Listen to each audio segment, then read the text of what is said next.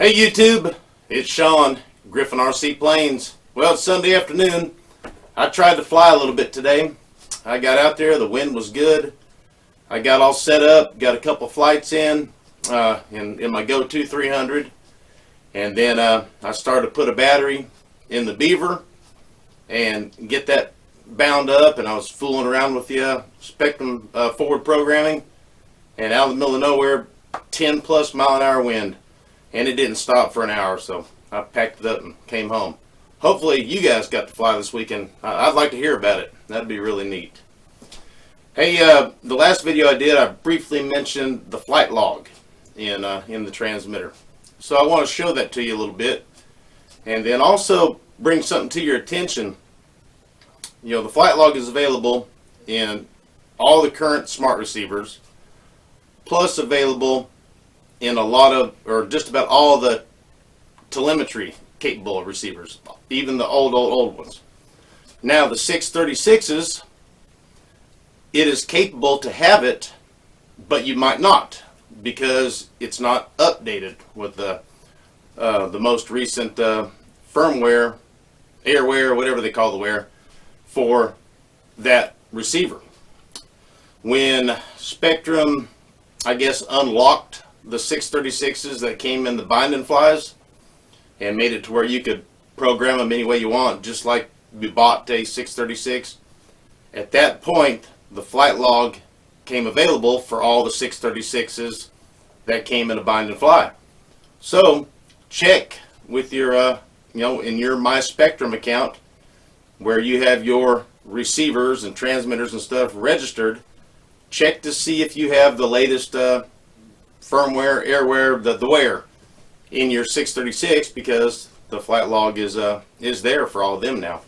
So let me show you the screen on my transmitter for this flight log again, and be right back. So the flight log, if you've never changed the settings in your telemetry menu, it will look like this first. This dBm -41. I don't know what the dBm stands for, but per Spektrum, change it to this. Okay, so start by going in your menu and down to telemetry, and then scroll all the way down to flight log, and then scroll down to where you see the dBm and change it to there's a percentage, or there's a R percentage, either one. And then you don't want it at 100%, because then the alarm would be going off, all the time. So take it to the lowest setting of 30% of the signal. Okay, and then back out of it. And then on your main screen, roll over to the flight log. So now you see our receiver is within 100% range.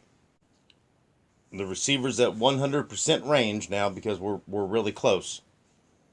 And if it goes below the 30%, that's when Spektrum says that you have some problems. You need to look at what is blocking your signal. Is it your receiver too close to a battery? Are you simply flying too far away? Are you flying around a bunch of power lines or a cell phone tower, or in the middle of a metropolis city somewhere? What is the reason? And the F and the H stand for fades and holds.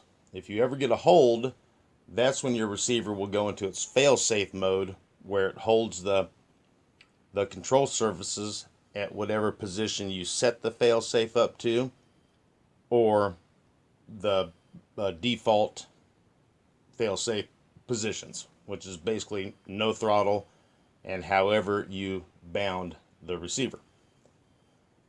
The F stands for fades, and the fades kind of goes within the range. If you see more than 70 fades, then that's bad. And it takes like 45 fades to create one hold. but the 45 fades have to be consecutive. I personally have never ever seen a hold. I fly around many airplanes in a city park that is not necessarily really close to like big businesses with a lot of electricity and stuff. There's neighborhoods, but I might get 9 to 12 fades total out of a whole battery. So that'll kind of give you an idea about the flight log. Also, that letter A that has a 0 up there, that is just showing that this receiver only has the one antenna that came with it. It doesn't have any remote receiver, no SRX L2 or no satellite receivers, just the one only. If it had up to 4 different receivers, then the A, B, L, and R would all have a 0 next to them right now. Well, maybe that helped you guys out a little bit on the flight log and kind of how to understand it once you change it to the percentage where you see the range. 100% is good, and then it goes on down. So that helped you out a little bit. Hey, I say this a lot, and if these videos have helped you out in any way, please hit the subscribe. That's just how this whole thing works. The subscriber count going up keeps me doing these videos, and everybody's happy. Lately, there's been a whole lot of people watching them, and I just can't say thank you enough, but not as many are subscribing. So check on that if you don't mind. I'd really appreciate it. Hey, this is a OMP Hobby Edge 540, and it's got a serial number and a date plate on here. I'll show it to you guys. It was a gift to me. It was in I wouldn't say an accident. It just wasn't glued all that well. So I'm going to repair it and put it for sale on eBay to raise some money for the channel. I need to get a better computer that will have more RAM and a little bit more memory so that I can do these videos faster. If I go over 15 minutes, it's taking a long time for these things to process and upload. So I need to get a better laptop computer, so I need to raise a little bit of money. This will be a good plane for somebody. Let me get you the serial number. Hang on.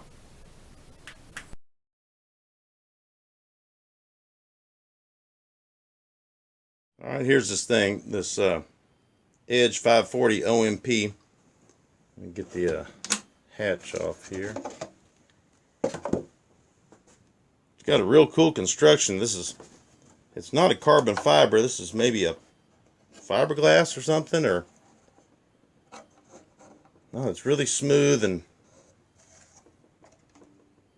I don't know, we'll have to look it up. But then it's got this like data plate here, and that's metal. And here's the back half where the damage happened. Wasn't necessarily damage, it's more like it just came unglued. Here's the bottom of it. So I'm going to straighten that up. It won't be very hard to put that back together. The wings are in good condition. They've got a couple of punctures in the covering. Pretty cool spinner. And then there's the rudder. The rudder's in good condition. The wheel's in good condition. So it's going to be a pretty good plane. I couldn't see it. I had to snap a picture of it with my tablet here to use it as like a magnifying glass. But it's an Edge 540, wingspan 60 inches, length 59. The ARF weight, which is no servos, no electronics in it, 3.3 pounds, and it's got a serial number which I won't list right now. And then it shows what motors recommended: a 4120, 550 kV. It recommends an 80 amp ESC, a propeller 15x8, and a battery 6S 3300. It's really cool. It's got a silver, like a VIN plate on your car. So I'm going to repair it. It's going to be, in my opinion, as if it wasn't broken, and then I'll put it on eBay, and then we'll just see what it goes for. And maybe we can raise a little money for the new computer. Okay guys, hey, thank you. My voice is gone. It might not sound gone, but it feels gone. I hope everybody has a fantastic week. I haven't forgot about the request out there and the video ideas. Everything's still in the pipeline. Some of the stuff I've worked on already, and I'm just waiting to piece it all together, put it that way. So nothing's been forgot. Keep the comments coming. Keep the video idea suggestions coming. And happy flying, and I hope everybody has a great week. Thank you so much, guys. I appreciate it. And until next time, you'll see me here.